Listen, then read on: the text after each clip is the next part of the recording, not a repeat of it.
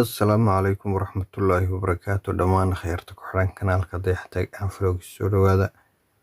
kusoo dhawaada muuqaal cusub eheliya asxaaba waxaan doonaya inaan ka hadlo application yaroo iska fani runtii waxaan ku bedeleynaa muuqaalka qofka aynu sidii kartoon camal ka dhigaynaa intaynaan bilaabin haddaa ku cusubtay kanaalka fadlan subscribe saar oo kanaalka kusoo bir muuqaalkana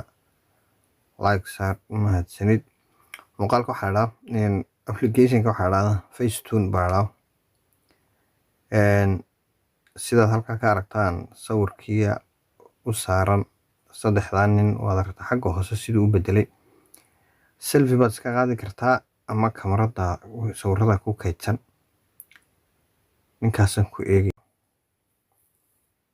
xoogaa waad aragtaan wuu bedelay waana save garaysan kartaa waana share garayn kartaa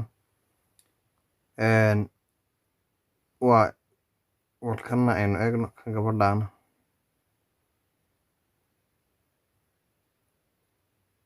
xoogaa kartoon camal buu ka hordhigayaa intaasuu ku saabsanaa muuqaalka yar oo muuqaal adag kooban waxaan sidhin bal yaa xoogaa qaybta faniga caawa uga qaaday wada salaamaya asxaabta